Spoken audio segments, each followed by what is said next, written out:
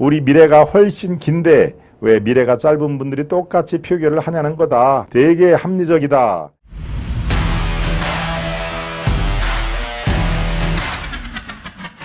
어처구니 민주혁신위원장, 오늘은 정말 어처구니가 굉장히 많이 나올 수밖에 없는 그런 내용들이 많습니다. 우리 집 순살 아파트 정말 참 어처구니가 없다 하는 얘기를 할 수밖에 없죠.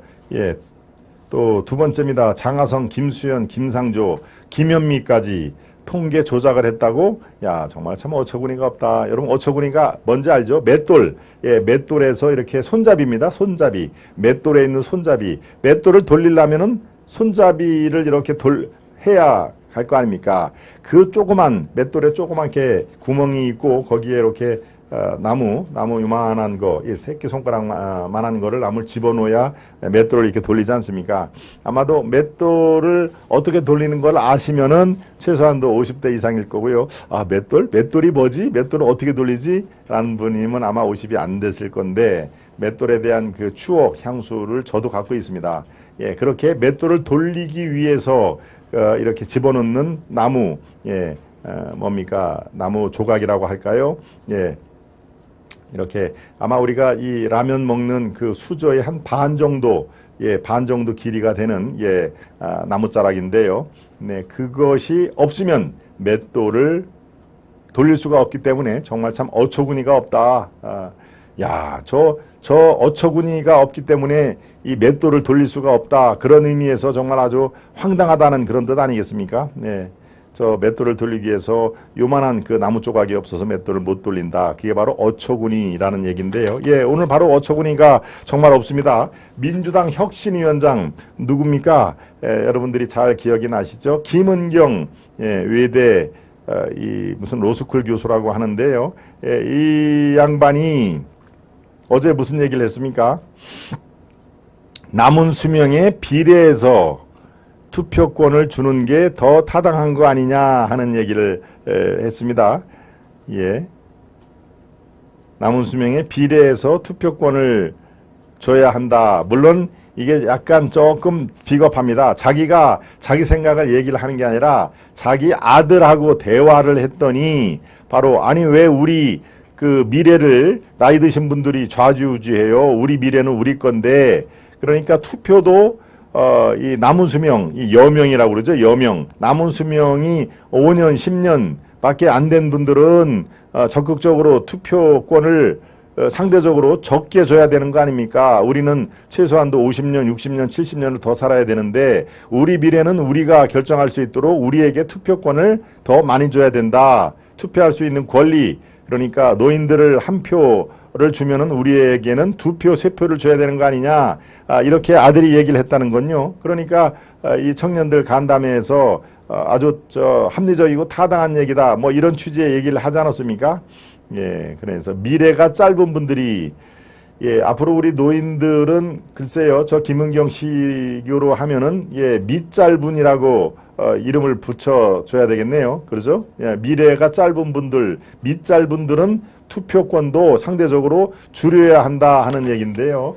이게 정말 이게 말입니까? 아니면 참 이게 그냥 뭐 맥주 한 잔 놓고 친구들이나 뭐 이런 사람들하고 동네에서 이렇게 그냥 한담을 하면서 이런 얘기가 나오면은 우리가 그냥 씩 한번 웃고 지나가는데 이 사람은 뭡니까? 이재명이 아주 아바타죠, 아바타. 이재명이 자기를 살리기 위해서 혁신위원회를 만들어 놓고 바로 이 김은경 이른바 이재명 외에는 대안이 없다. 이재명을 계속 우리가 대권 후보로 키워야 된다라고 하는 김은경을 혁신위원장으로 박아놓을 때부터 이런 것은 상당히 예견이 돼 있던 것이죠. 뭔가 정무감각이라든가 이런 게 전혀 없는 사람입니다. 이런 얘기를 하면은 어떤 그 평지풍파가 일어날지 도대체 알 수가 없는 사람인 것이죠. 혹자는 또 저는 이렇게도 생각을 합니다. 이 김은경이 정말 아주 이 머리가 대단히 아주 잘 발달이 돼서 어차피 60대, 70대, 80대 이런 분들은 국민의힘으로 다 몰표를 찍은 분들이니까 아예 거기는 포기를 하고 2030 젊은 층들을 우리가 끌어들이기 위해서 정략적으로 이런 발언을 한 게 아닌가. 예? 미래가 짧은 분들은 투표권을 더 깎아내리고 미래가 창창한 사람들한테 더 투표권을 상대적으로 비중을 줘야 한다는 것이 그들 2030을 자기들 편으로 끌어들이기 위한 아주 고도의 계산된 정략적인 발언 아닌가. 제가 오죽하면 그런 생각을 했겠습니까? 그런데 그것이 아닌 게 그것이 아닌 게 바로 꼬리를 내렸죠. 예, 바로 꼬리를 내리고 그리고 약간의 비겁한 그 행위가 자기가 그렇게 생각을 한다라고 당당하게 왜 얘기를 못합니까? 자기 아이와 얘기를 했더니 아이가 이렇게 얘기를 하더라. 참 합리적인 생각인 것 같다. 예. 그 당시의 상황을 조금 얘기를 할까요? 예, 이렇게 청년들과 좌담의 발언을 하는데 내 둘째 아이가 22살 된 지 얼마 안 된 아이다. 중학생 때 왜 나이 드신 분들이 우리 미래를 결정해 엄마라고 나에게 질문을 했다. 자기가 생각할 때는 자기 나이부터 남은 평균 기대 수명까지 엄마 나이부터 남은 기대 수명까지 해서 비례적으로 투표를 하게 해야 한다는 것이다.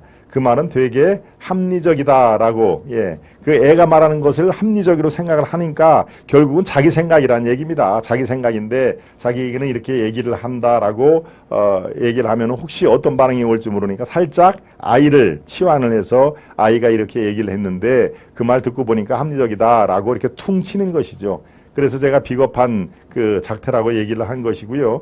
2030의 어떤 표심 이런 것들도 상당히 자극을 하려고 했던 거는 같습니다만은 글쎄요. 그것까지 고도의 치밀하게 이 생각을 해서 한 것 같지는 않습니다. 그만큼 정무 감각이 뛰어난 사람은 아닙니다.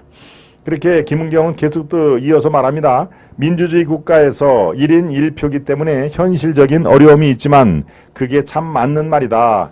우리 미래가 훨씬 긴데 왜 미래가 짧은 분들이 똑같이 표결을 하냐는 거다. 되게 합리적이다. 또 민주주의 국가에서는 1인 1표 선거권이 있으니까 그럴 수가 없는 것이라고 얘기했다. 투표장에 젊은 분들이 많이 나와야 그 의사가 표시된다고 나는 결론을 지었다. 그런데 민주당은 색채를 보면 늙은 듯한 느낌이 난다.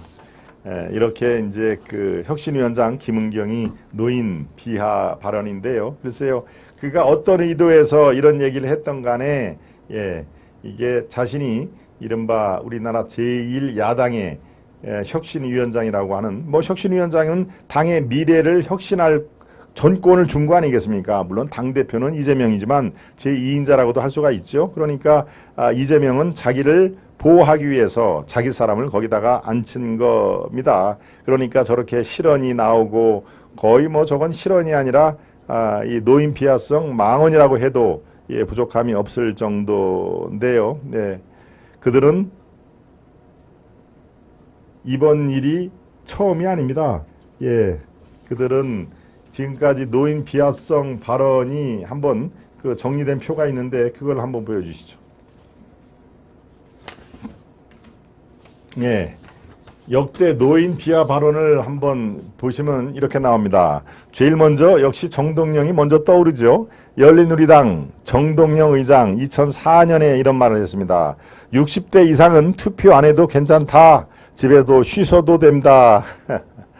60대 이상 투표권이 있고 민주당에는 1인 1표주의인데 집에서 쉬셔도 된다. 투표 안 해도 된다. 왜? 60대 이상은 이른바 자유우파 정당으로 쏠림 현상이 일어나기 때문에 투표를 안 해도 된다. 그래서요. 아주 여기 아주 문매를 맞았죠. 정동영이.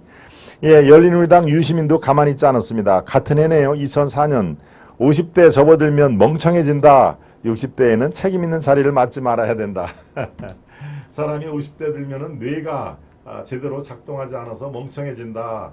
그리고 60대는 책임 있는 자리에 앉지 말아야 된다 하는 게 바로 유시민 얘기고요. 민주통합당 김용민 총선 후보가 2004년 발언인데 2012년에 논란이 됐다는 얘기군요. 시청역, 에스컬레이터, 엘리베이터 다 없애면 노인들이 엄두나질 않아 시청에는 안 올 것이다.